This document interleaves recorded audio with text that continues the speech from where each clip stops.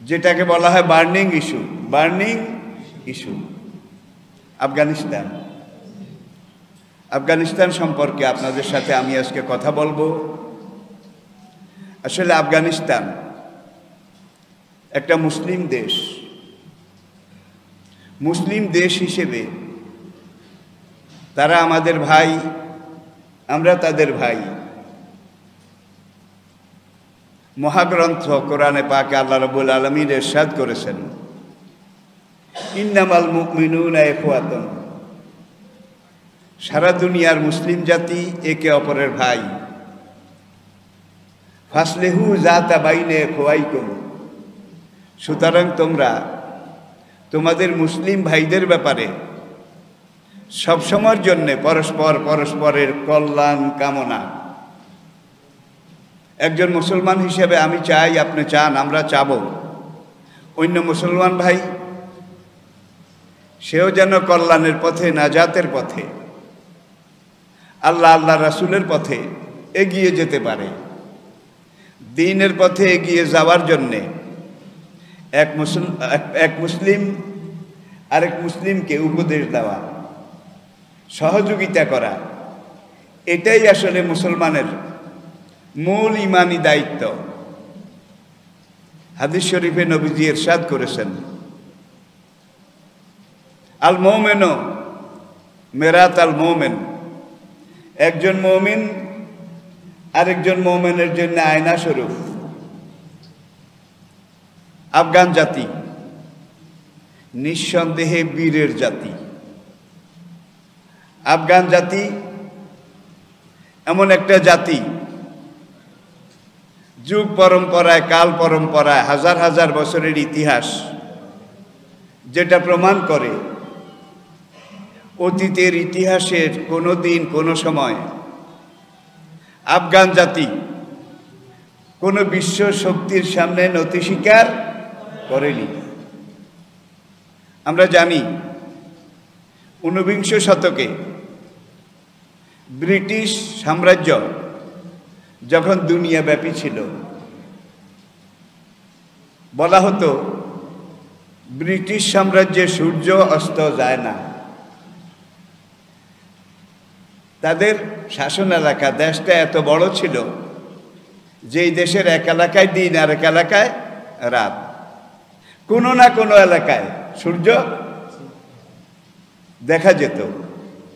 এই জন্য বলা হয় যে ব্রিটিশ সাম্রাজ্য এত বিশাল সাম্রাজ্য, যেই সাম্রাজ্যে কোনো সময় সূর্য অস্ত যায় না। সেই ব্রিটিশ জাতি আফগানিস্তান দখল করেছিল, জবরদখল। আর এই আফগান জাতি তাদের ইমানের বলে বলিয়ান হয়ে সেই ব্রিটিশ জাতির মোকাবিলা করে সামনাসামনি সম্মুখ ফ্রন্টে মোকাবিলা করে, যুদ্ধ করে, প্রতিরোধ করে ব্রিটিশ জাতিকে আফগানিস্তান থেকে তাড়িয়ে দিয়েছিল। আপনারা জানেন বিগত শতাব্দীর শেষ দিকে, বিংশ শতাব্দীর, দুনিয়ার আরেকটা সুপার পাওয়ার সোভিয়েত ইউনিয়ন, সেটাও ব্রিটিশের চাইতে কম ছিল না। তারা আফগানিস্তান দখল করেছিল। এই আফগান জাতি আবার রাশিয়ার বিরুদ্ধে ঐক্যবদ্ধভাবে রুখে দাঁড়িয়ে রাশিয়াকে আফগানিস্তান থেকে বিদায় করে দিয়েছিল। রাশিয়ার বিদায়ের পরে একবিংশ বর্তমান শতাব্দীর শুরুর দিকে আবার বর্তমান বিশ্বের সবচেয়ে বড় পরাশক্তি আমেরিকা, সে ন্যাটোভুক্ত দুনিয়ার আরো অনেকগুলো রাষ্ট্র শক্তিকে একত্র করে আমেরিকা এবং ন্যাটো বাহিনী যৌথভাবে আবার আফগানিস্তান দখল করেছিল। আফগানরা 20 বছর আমেরিকার সাথে যুদ্ধ মোকাবিলা, সম্মুখ যুদ্ধে আমেরিকাকে যেটাকে বলা হয় গরু পেটা, গরু পেটা, গরু পিটা পিটিয়ে এমনভাবে নাজেহাল করেছিল, রাতের বেলা আমেরিকা না বলে পালিয়ে লেজ গুটিয়ে আফগানিস্তান থেকে চলে যেতে বাধ্য হয়েছে। গেল মাস, আগস্ট মাসের 15 এই তারিখে সর্বশেষ আমেরিকা তার শেষ সৈন্য, তার সব কিছু এখানে ফেলে রেখে ছেড়ে দিয়ে সে আফগানিস্তান থেকে বিদায় হয়ে যেতে বাধ্য হয়েছিল। কথাগুলো এজন্য বলছি, ব্রিটিশের আগে আপনারা এটাও জানেন, বিশ্ববিজয়ী বীর আলেকজান্ডার দি গ্রেট, আলেকজান্ডার যখন ভারতবর্ষ দখল করেছিল, এই আফগানিস্তানের ভিতর দিয়ে এসেছিল। আফগানিস্তানের খাইবার, গোলান, বোলান, খাইবার, গোলান, বোলান, এই 3টা গিরিপথ। এই খাইবার গিরিপথ, গোলান গিরিপথ পার না হয়ে ভারতবর্ষে আসা যায় না। এশিয়া মহাদেশের এই এলাকায় আসা যায় না। আলেকজান্ডার ভারতে আসার জন্য আফগানিস্তানের ভিতর দিয়ে এসেছিল, কিন্তু আফগানিস্তানে হাত দিতে সাহস করেনি। এটাও ইতিহাসের একটা অংশ যে এই জাতির গায়ে হাত দিলে থাক বিখ্যাত কুকুর সামাল, এই অবস্থা। তাহলে আমরা আফগান জাতি নিয়ে, আফগানিস্তান নিয়ে এই জন্য আজকে আলোচনা করছি, পর্যালোচনা করছি, পর্যবেক্ষণে আনছি। যেহেতু তারা মুসলিম, মুসলিম হিসাবে লা তাহাসাদু আলা তাদাবারু আলা তাবাগাজু আলা তানাজ্জাসু, নবীজি ইরশাদ করেছেন, তোমরা পরস্পরের সাথে, এক মুসলিম আরেক মুসলিমের সাথে লা তাহাসাদু, কোন রকমের হিংসা বিদ্বেষ এটা করো না। আলা তাবাগাজু, এক মুসলিম আরেক মুসলিমের উপরে আক্রমণাত্মক ভূমিকা এটা গ্রহণ করো না। আলা তাদাবারু, এক মুসলিম আরেক মুসলিম কোন অবস্থাতে তোমরা মুসলমানের বিরুদ্ধে, ইমানদারের বিরুদ্ধে একজন আরেকজনের পিছনে লেগে যেও না। কুনু ইবাদাল্লাহি ইখওয়ানা, আল্লাহর বান্দা, রাসূলের উম্মত, মুসলিম জাতি হিসাবে তোমরা সবাই ঐক্যবদ্ধভাবে বসবাস করো। আরেক আয়াতে আল্লাহ পাক ইরশাদ করেছেন, মুসলিম এমন এক জাতি, কান্নাহুম বুনিয়ানুম মারসুস, তারা এমন ভাবে ঐক্যবদ্ধ, সীসা ঢালা প্রাচীরের মতো, সীসা ঢালা প্রাচীরের মতো, লোহা এবং সীসা গলিয়ে যেই দেওয়াল নির্মাণ করা হয়, এই দেওয়াল কিন্তু সবচাইতে মজবুত। আপনারা জানেন কোরআনে হাকিমে সূরা কাহাফে আল্লাহ রাব্বুল আলামিন যেই ইয়াজুজ মাজুজের কথা বলেছেন, বাইবেলে যেটা গগ অ্যান্ড ম্যাগগ, গগ অ্যান্ড ম্যাগগ, গগ ও ম্যাগগ, ইয়াজুজ মাজুজ। বাদশাহ জুলকারনাইন যেই বর্তমান কৃষ্ণ সাগর, পূর্ব দিকে কৃষ্ণ সাগর, পশ্চিম দিকে আটলান্টিক মহাসাগর, আর বেশ পূর্ব দিকে গিয়ে ভূমধ্য সাগর, এই এলাকায় একটা জনপদে তিনি যখন গিয়েছিলেন,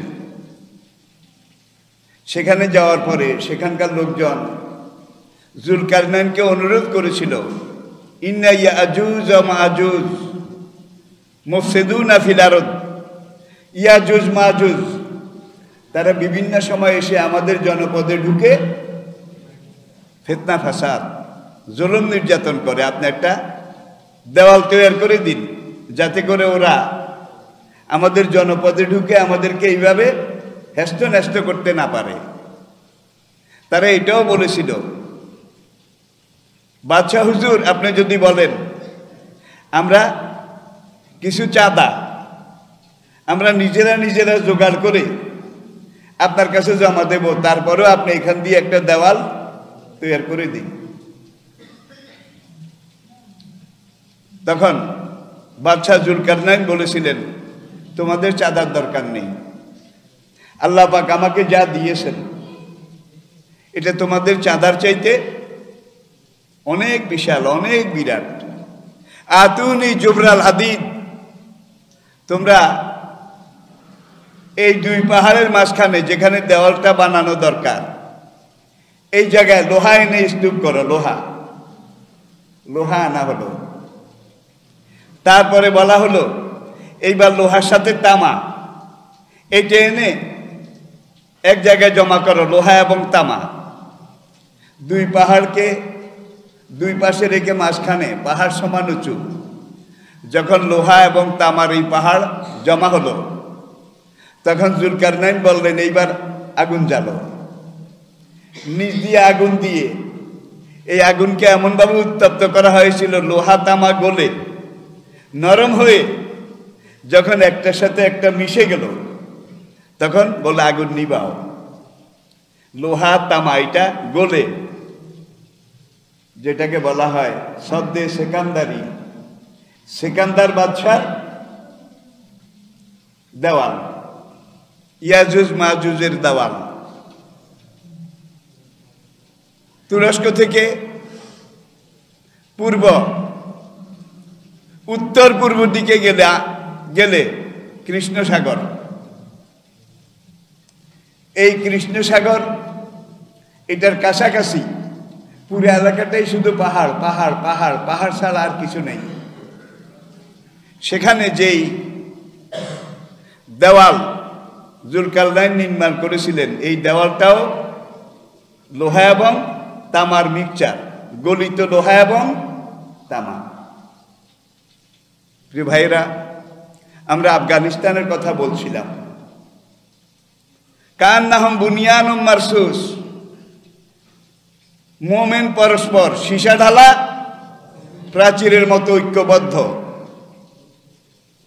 তাহলে দুনিয়ার যেই কোনো দেশের মুসলমান, যেই কোনো বর্ণের, যেই কোনো রঙের, যেই কোনো চেহারার, যে পড়েছে লা ইলাহা ইল্লাল্লাহু মুহাম্মাদুর রাসূলুল্লাহ, সে যেই দেশেরই হোক আমাদের ভাই, আমরা তাদের ভাই। আমি কি বুঝাতে পেরেছি? দেখুন, মক্কা ইসলামের দাওয়াত চলছে, কত বিরোধিতা, কত নির্যাতন। মক্কার কিছু লোক সংখ্যায় নগণ্য, তারা ইসলাম গ্রহণ করেছে, তাদের উপরও মায়ের নির্যাতন, জুলুম, জীবনের ঝুঁকি। ঠিক এই সময়, একই সময়ে আবিসিনিয়ার বেলাল, জাজিরাতুল আরবের লোক, কিন্তু সুন্দর, গোরা সুন্দর। আর আবিসিনিয়া থেকে আসা বেলাল, তিনি কিন্তু আসওয়াদুমিন আসওয়াদিল গোরাব, কাউয়ার চাইতে কালা, আল কাতরার রঙে রং, ঠিক কিনা? সোহাইব রুমি, তিনি এসেছেন রোম থেকে। এক একজন এক এক দেশ থেকে এসে সবাই যখন পড়লেন লা ইলাহা ইল্লাল্লাহু মুহাম্মাদুর রাসূলুল্লাহ, নবী বললেন তোমরা সব একে অপরের ভাই। আল্লাহ তোমাদেরকে বলেছেন এমনভাবে মিলেমিশে থাকো যেন সীসা ঢালা প্রাচীর। শত্রু এসে কুড়াল মারলেও, শাবল মারলেও এই দেওয়ালে ফাটল ধরাতে পারবে না। এটাই ইসলাম, এটাই মুসলিম জাতির ঐক্যের ভিত্তি। বুনিয়ানুম মারসুস কোরআনে ব্যবহৃত পরিভাষা। আজকে কিন্তু মুসলমান জাতির এই অবস্থা নাই। সৌদি আরব ইয়ামানের সাথে যুদ্ধ করে নাকি আমিরাতের সাথে যুদ্ধ করে, আবার আরেক দেশের বিরুদ্ধে যুদ্ধ করে। মুসলমানে আজকে মারামারি লাগালাগি, ঠিক কিনা বলেন? কিন্তু দেখেন আজকে এই শতাব্দীতে পৃথিবীতে যতটা দেশের যুদ্ধ চলতেছে প্রত্যেকটা কিন্তু মুসলমান দেশ। অমুসলিম একটা দেশেও কোনো যুদ্ধ আসে? তাহলে বুঝা গেল অমুসলিমরা অস্ত্র তৈরি করে এই অস্ত্রটার কতটুকু অ্যাকশন, এটা দিয়ে কত দূর মারা যাবে, কত দূর পর্যন্ত মারা যাবে, এটা তো পরীক্ষা করা দরকার। এই পরীক্ষা তারা তাদের দেশে করে না। মুসলমান দুই দেশের মধ্যে মারামারি লাগাই দিয়ে ওই অস্ত্রগুলা দেয়, এইবার তোমরা এই অস্ত্রগুলা ব্যবহার করো, দেখি আমাদের এই অস্ত্রের হ্যান্ডঅফ কত দূর। তাইলে আজকে মুসলমান দেশগুলো ইসরায়েল, আমেরিকা, রাশিয়া, ফ্রান্স, এই সকল সুপার শক্তি, অক্ষর শক্তি, তাদের অস্ত্র যে তৈরি করে কোন অস্ত্রের কদ্দুর ক্ষমতা, এটা পরীক্ষা করার ক্ষেত্র মুসলমান দেশগুলো। আমি কি বুঝাতে পেরেছি? তো আসুন, একটা জিনিস ভালো হয়েছে, আমেরিকা মিলিয়ন নয়, বিলিয়ন নয়, মিলিয়ন নয়, বিলিয়ন নয়, ট্রিলিয়ন নয়, হাজার হাজার ট্রিলিয়ন মূল্যের অস্ত্র শস্ত্র, বিমান, ক্ষেপণাস্ত্র, কামান, হেলিকপ্টার, এগুলো সব আফগানিস্তানে রেখে গেছে। গনিমত কারে কয়? গনিমত বুঝেন তো? গনিমত হিসাবে আফগান জাতি এটা পেয়েছে। যুদ্ধটার নেতৃত্ব দিয়েছে তালেবান। এর আগে 1996 থেকে 2001 এই সময়টাও তালেবান রাশিয়াকে হটিয়ে দিয়ে আফগানিস্তানের ক্ষমতা দখল করেছিল। সেই সময়ের যে অভিজ্ঞতা আমাদের, যেইভাবে করা দরকার ছিল, করা উচিত ছিল, তালেবানরা সেইভাবে করতে পারেনি। মানুষের অধিকার, ফান্ডামেন্টাল হিউম্যান রাইট, মানুষের মৌলিক অধিকার, নারী জাতির অধিকার, সবল এবং দুর্বল তাদের পারস্পরিক অধিকার, আচার আচরণ, এগুলোর ব্যাপারে যেইভাবে করা দরকার ছিল এইভাবে হয়নি। আবার ইসলামী শাসন আমরা চাই, কিন্তু আপনারা জানেন ওই যে মুড়ি ভাজার যেই কড়াই বা লোহার যেই সাসপেন, এটা যখন টকবক করে ফুটতে থাকে, উত্তপ্ত গরম, এই সময় কিন্তু এটার মধ্যে পানি দিলে রিয়াকশন হয় নাকি? বেশি গরমের মধ্যে অনেক সময় কড়াই এটাও বাস্ট হয়ে যায়, ঠিক কিনা? বর্তমান বিশ্ব পরিস্থিতিতে মুসলমান হোক অমুসলমান হোক, মুসলিম রাষ্ট্র হোক অমুসলিম রাষ্ট্র হোক, বর্তমান বিশ্বটা কিন্তু গ্লোবাল ওয়ার্ল্ড সম্পৃক্ত, সম্মিলিত একটা বিশ্ব। মুসলমানেরও অমুসলিমদের সাথে সম্পর্ক রাখা দরকার আছে, আবার অমুসলিমদেরও মুসলমানদের সাথে সম্পর্ক রক্ষা দরকার আছে। দেখুন, বর্তমান বিশ্বে জ্বালানি, তেল, গ্যাস, যেগুলো ছাড়া বর্তমান বিশ্ব একদিনের জন্য চলতে পারে না, 1 ঘন্টার জন্য চলতে পারে না। আল্লাহ রাব্বুল আলামিন পুরা দুনিয়ার 100% জ্বালানি, গ্যাস, 100 মধ্যে 80 মুসলমান দেশগুলোতে দিয়ে রেখেছেন। অমুসলিম দেশ অনেক বেশি, আরো অনেক বিশাল, কিন্তু বর্তমান সভ্যতার যে জ্বালানি শক্তি, ফুয়েল, এটা আল্লাহ মুসলমানদেরকে দিয়েছেন। এরপরে আসুন, উড়োজাহাজ আকাশে উড়াতে হলে, জঙ্গি বিমান উড়াতে হলে জ্বালানি লাগে নাকি? জ্বালানি ছাড়া। এরপরে জঙ্গি বিমান আকাশে উড়ে আবার নামতে হলে রাবারের চাক্কা লাগে।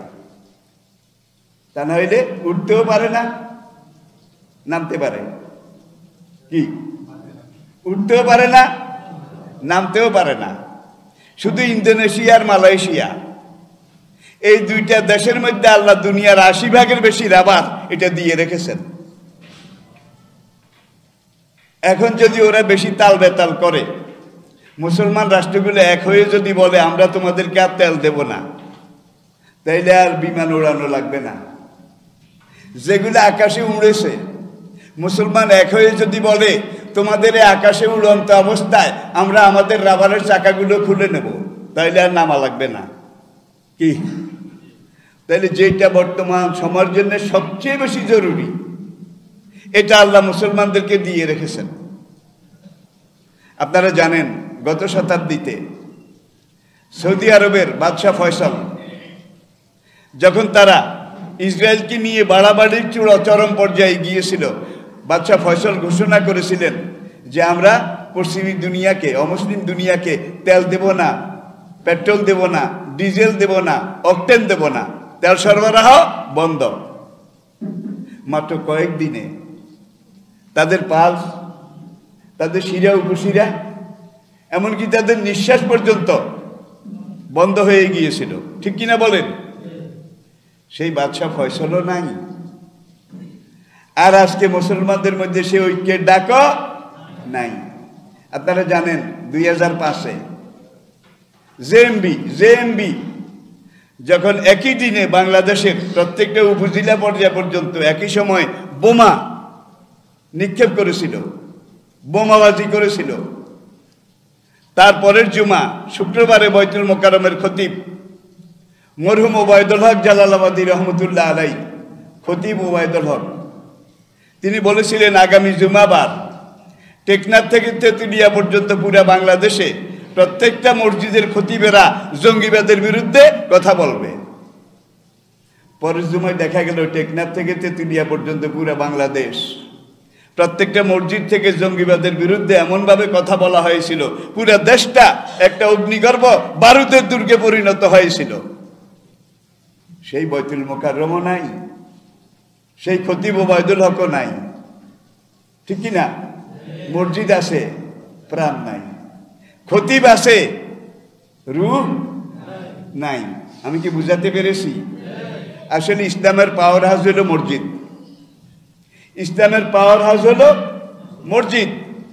এই মসজিদগুলো ইসলামের আদর্শ ঐতিহ্য এটা ধারণ করে যদি সামনে এগিয়ে যেতে পারে, তাহলে মুসলমানদের সামাজিক, রাজনৈতিক, অর্থনৈতিক, সার্বিক কোনো দিকে কোনো অসুবিধা থাকার কথা নয়। ঠিক কিনা বলেন? আবার আপনারা এটাও জানেন খতিব ওবায়দুল হক রহমতুল্লাহ আলাই তিনি কথা বলার সময় কারো সাথে আপোষ করে কথা বলতেন না। এটা জানেন তো? খেয়াল আছে তো? তিনি একবার মসজিদে বাইতুল মোকাররমে খুতবা দিয়েছিলেন। এই খুতবা ক্ষমতাসীন কারো কারো গায়ে লেগেছিল।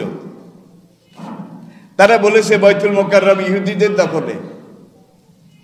এগুলো আপনারা জানেন, আমি মনে করাই দিচ্ছি। বাংলাদেশের কেন্দ্রীয় মসজিদ বাইতুল মোকাররম ইহুদিদের দখলে। ইমামও ইহুদি, যারা নামাজ পড়ে তারাও ইহুদি। আগামী জুমায় আপনারা, আমাদের যারা আসেন, আপনারা আসেন বাইতুল মোকাররম মসজিদ থেকে ইহুদিদেরকে আগামী জুমা আমরা বের করব। ভাই আগামী জুমা আসলো, 10টার আগ থেকে মুসল্লি আসা শুরু, শুধু ঢাকা থেকে নয়, ঢাকার বাইরে থেকে। 12টার সময় বাইতুল মোকাররম, পশ্চিম দিকে প্রেস ক্লাব, পূর্ব দিকে শাপলা চত্বর, কিও, এরপরে উত্তর দিকে একেবারে কদ্দুর দেখাইতাম, দক্ষিণ দিকে সদরঘাট। মানে ঢাকার এই এলাকাটা বাইতুল মোকাররম কেন্দ্রিক জনসমুদ্রে পরিণত হলো। হওয়ার পরে যারা কইল বাইতুল মোকাররম ইহুদিদের দখলে, তারা কয় না, আমরা মাফ চাই, আমরা আর কমু না, আমরা আর বলবো না। এটা হলো ইসলাম। এই দেশের মুসলমানের ঈমান আছে, আলহামদুলিল্লাহ। এই দেশের মুসলমানের ঈমান আছে, আফগান মুসলিম ভাইদের ঈমান আছে। 2.5 যুগ 30টা বছর, 10 বছর রাশিয়ার সাথে, 20 বছর আমেরিকার সাথে।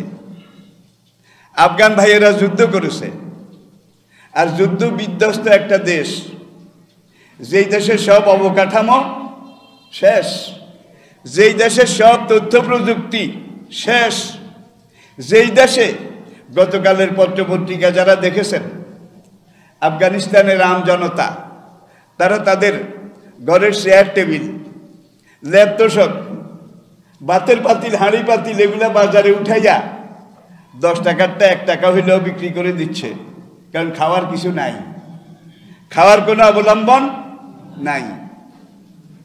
আর আপনারা জানেন দুনিয়ার সবগুলো দেশের অর্থ সুইস ব্যাংক, আমেরিকার বিভিন্ন ব্যাংকে রিজার্ভ হিসাবে থাকে।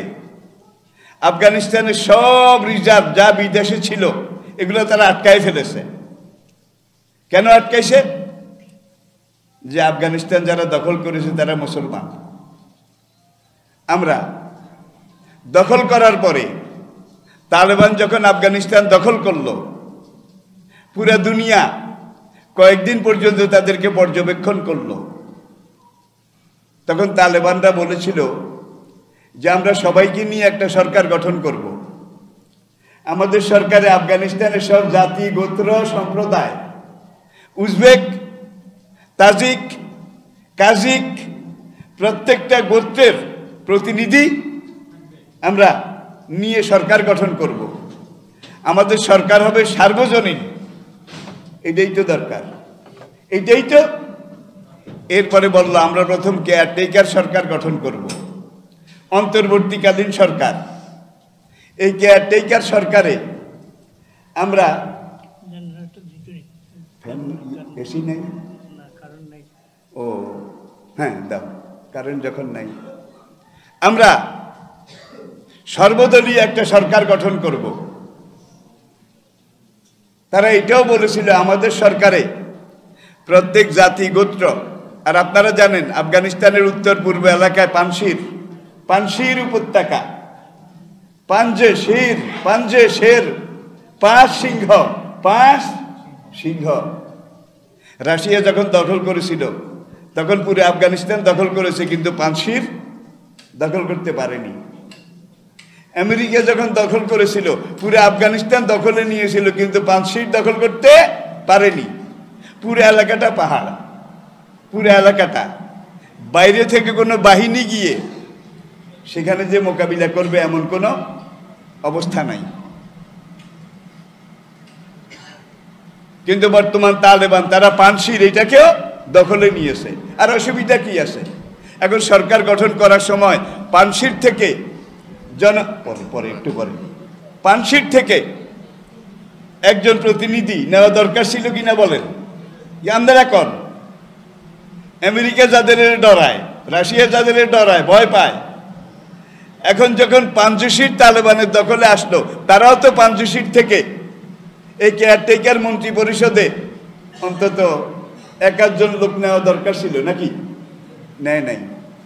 এর তাজিক আরেকটা গোত্র, বড় যোদ্ধা, সেখান থেকে নেওয়া দরকার ছিল, কাজিক থেকে নেওয়া দরকার ছিল।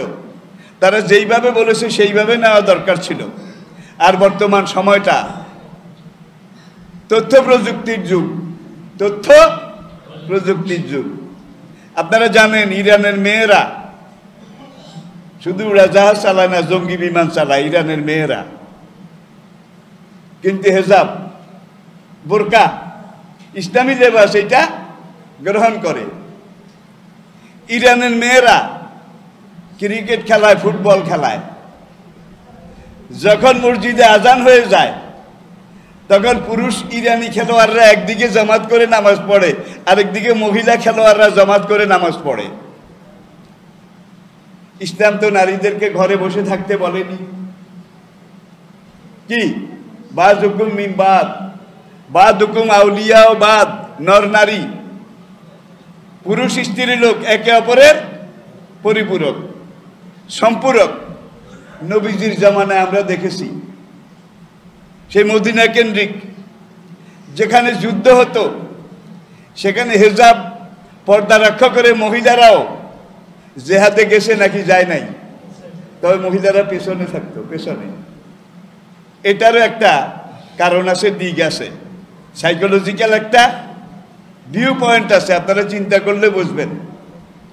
নবীজির আমলে ইতিহাস সাক্ষী মহিলারা রণাঙ্গনে অংশগ্রহণ করতেন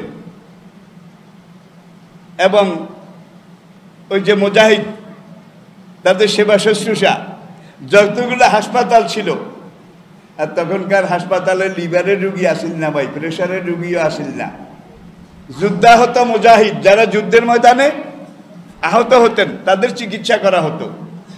সেখানে মুসলিম মেয়েরা নার্স হিসাবে নার্সিং সেবা শুশ্রূষা এগুলা করতেন।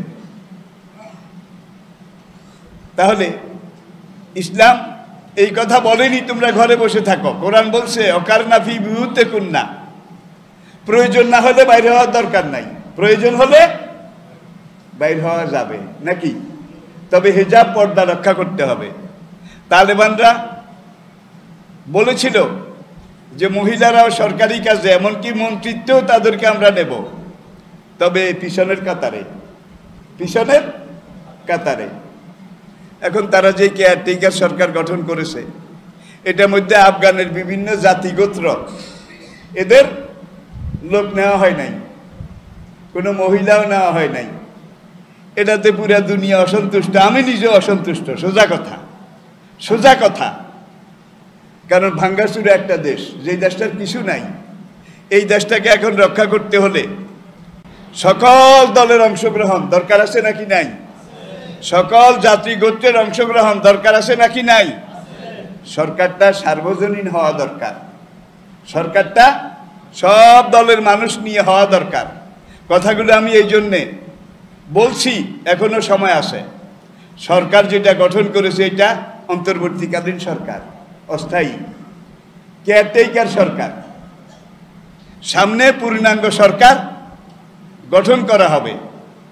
পূর্ণাঙ্গ সরকার যখন আফগানিস্তানে গঠন করা হবে, তখন আমরা চাই সকল দলের, সকল গোত্রের, কি সকল দলের, সকল গোত্রের, সকল এলাকার, এমনকি বিগত সরকারে যারা মন্ত্রী ছিল সেখান থেকেও দুই একজন যোগ্য লোক আছে না?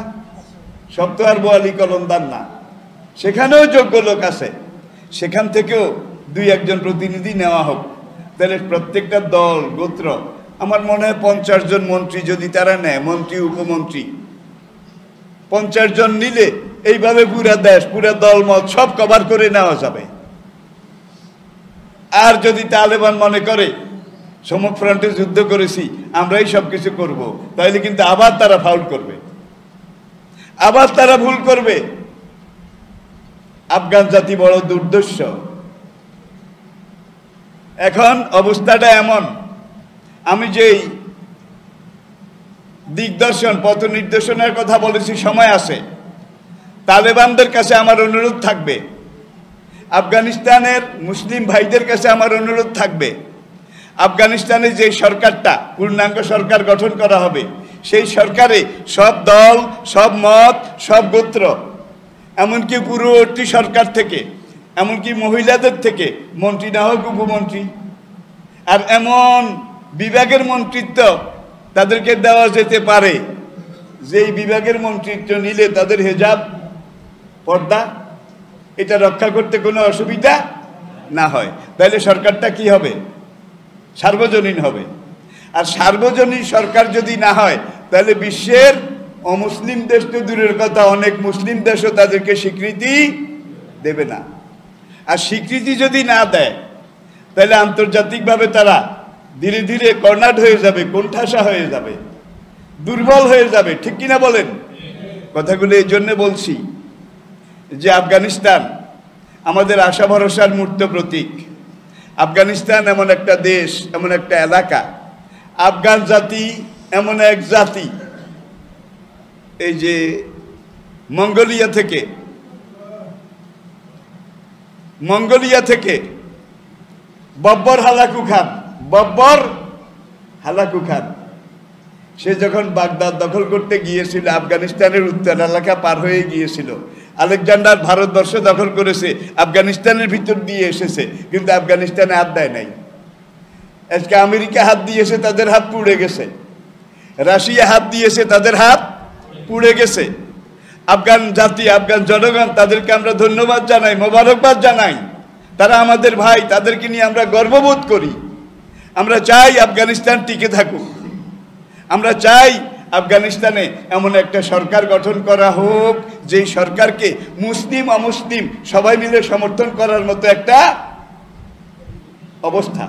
অবস্থান। এটা থাকা কি দরকার নাকি দরকার না? এখন তালেবানরা যদি মনে করে কাউকে নেব না, আমরা একলা একলা এসব, তাইলে কিন্তু তালেবানদেরকে ধরার জন্য আর আমেরিকা থেকে রাশিয়া থেকে আসা লাগবে না, ভিতরে ধরার মতো। কি ওই যে আগেই বলছি, বিভিন্ন গোত্র এবং এক একটা বারুদের চেয়ে বেশি গরম, এক একটা গোত্র, প্রত্যেকটা দুর্ধর্ষ যোদ্ধা।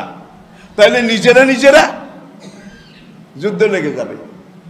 আর নিজেরা গোত্রে গোত্রে ক্ষমতা নিয়ে কাড়াকাড়ি, এটা যদি শুরু হয়ে যায়, তাহলে অবস্থাটা হবে ওই যে বিড়াল দুইটা মিলে পিঠা চুরি করেছিল গৃহস্থের ঘর থেকে।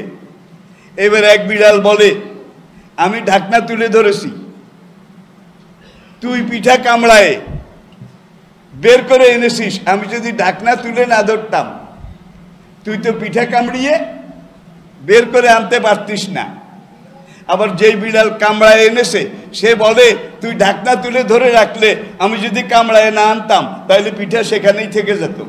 এখন ও বলে এই জন্য আমাকে বেশি দিতে হবে, ও বলে এই জন্য আমাকে বেশি দিতে হবে। ভাই লেগে গেছে। ও বিড়ালের ঝগড়া দেখছেন তো, কি বিদ্ঘুটে, কিম্বুজ কি চোখ বড়, পশমগুলা খাড়া, একটা আরেকটাকে যেইভাবে। বান্দরে কিন্তু দূর থেকে গাছে থেকে তামসা দেখতেছিল, লাগুক। ওরা যখন ভালো করে লাগবে, তখন আমরা গিয়ে পিঠাটা নিয়ে এসে খেয়ে ফেলবো। ঠিক আফগানিস্তানে যদি এখন সার্বজনীন একটা সরকার গঠন করা হয়, তাহলে কেউ কিছু করতে পারবে না। আর যদি নিজেরা ঝগড়া করে আর এইভাবে পিঠা নিয়ে কাড়াকাড়ি করে, ক্ষমতা নিয়ে বাড়াবাড়ি করে, তাহলে কিন্তু বান্দর বাইরে থেকে আসা লাগবে না। আফগানিস্তানের ভিতরে বহু বান্দর আছে, ঠিক কি না? আমেরিকা নাই, কিন্তু আমেরিকার চাই। আমেরিকাপন্থী লোক আছে না নাই? রাশিয়াপন্থী লোক আছে না নাই? তারা চাবে যে বৈরাগী লাগলো রে ধুমাধুম, গাছের আগায় মুসির টাঙ্গায় পাগলা গেছে ঘুম, বৈরাগী লাগলো রে ধুমাধুম। এমনভাবে এখানে আবার একটা হজবরল অবস্থা সৃষ্টি হয়ে যাবে। তখন আর আফগানিস্তান কোনখানে তালেবান, কোনখানের ক্ষমতা কোথায় যাবে, এটাকে খুঁজে পাওয়া যাবে না। এমন একটা লক্ষণ আমি দেখতে পাচ্ছি, যার জন্য আমি কথাগুলো বলেছি। আপনারা কি আমার উপরে রাগ করেছেন? এই জন্য বলেছি, আফগানিস্তান একটা মুসলমান দেশ, মুসলমান জাতি, একটা বীরের দেশ, বীরের জাতি। আর নবীজি হাদিসে বলেছেন, ইমাম মাহাদি যখন আসবেন, তখন প্রথম যেই দলটা লা ইলাহা ইল্লাল্লাহর কালো পতাকা নিয়ে হেজাজ জজিরাতুল আরবের দিকে আসবে, সেই দলটা খোরাসান থেকে আসবে। এই খোরাসান কিন্তু আফগানিস্তানের একটা প্রদেশ। কি? আফগানিস্তানের একটা প্রদেশ। আমি জানি না তালেবানদেরকে গত 30 বছর আল্লাহ সেই ট্রেনিং দিছে কিনা। আমি আশা করি এইটাই সেই ট্রেনিং। আপনারা ইমাম মাহাদির সেই মুজাহিদ বাহিনীর লোক, আপনাদের কাছে অনুরোধ করি, তালেবান ভাইদের কাছে, দায়িত্বশীল ভাইদের কাছে আমার অনুরোধ, আপনারা এই কেয়ারটেকার সরকার, এইটার আওতায় একটা পূর্ণাঙ্গ সরকার গঠন করুন। সেই সরকারে আফগানিস্তানের সব দল, সব মত, সব গোত্র, সকল দল, সকল মত, সকল গোত্রের লোক আপনারা নেন, নিয়ে সরকারটাকে পূর্ণাঙ্গ একটা সরকার গঠন করেন। তাইলে আপনারা পুরা বিশ্বের স্বীকৃতি পাবেন। মুসলমান দেশগুলোর মধ্যেও 3-4টা ছাড়া 57টা মুসলমান দেশের একটা মুসলমান দেশে এখন পর্যন্ত সব এইভাবে বসে আছে, ঠিক কিনা বলেন? অমুসলিম তো দূরের কথা, মুসলমান দেশগুলো আপনাদেরকে স্বীকৃতি দেবে না, দিতে সাহসও করবে না, ঠিক কিনা বলেন? দেবে না, দিতে সাহসও করবে না। আপনারা সার্বজনীনতা অবলম্বন করুন। এবার আসুন আপনাদের সামনে একটা হাদিস আজকের আলোচনার প্রেক্ষাপটে। আন জাবের রাদিয়াল্লাহু তাআলা আনহু, হযরত জাবের রাদিয়াল্লাহু তাআলা আনহু থেকে হাদিসটা বর্ণিত হয়েছে।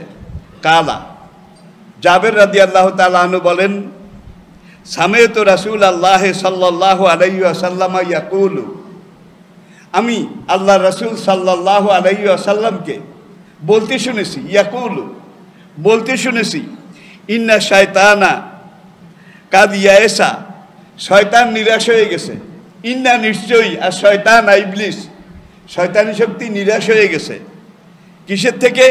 আইয়াবুদাহুল মুসল্লুন, আরবের মুসল্লি নামাজি মুসলমান, তাদের ব্যাপারে ইবলিস শয়তান কি হয়ে গেছে? নিরাশ হয়ে গেছে। যে শয়তানের ইবাদত, শয়তানের ইতাআত আনুগত্য নামাজি জজিরাতুল আরবের কোনো মুসলমান আর করবে না। এই ব্যাপারে শয়তান হাত পাও দিয়ে উঠছে যে এদের থেকে আর আমার কোনো আশা নাই। ওলাকিন, হ্যাঁ, ওই সময় শয়তান আশা করবে ফি তাহারিশে বাইনাহুম, যখন মুসলমানরা পরস্পরের বিরুদ্ধে লাগবে, একজন আরেকজনের বিরুদ্ধে লাগবে, এক মুসলমান আরেক মুসলমানের বিরুদ্ধে, এক গোত্র আরেক গোত্রের বিরুদ্ধে, এক মুসলিম সম্প্রদায় আরেক মুসলিম সম্প্রদায়ের বিরুদ্ধে গুতাগুতি মারামারি যখন শুরু করবে, শয়তান তখন বলবে এইবার আমি আবার তাদের থেকে অনেক কিছু আশা করি। তাহলে নবীজির এই হাদিসটা দেখা যায় মুসলিম শরীফের 2811 নম্বর হাদিস, তিরমিজি শরীফের 1973 নম্বর হাদিস, মুসনাদে আহমদের 13975, মুসনাদে আহমদ 13975।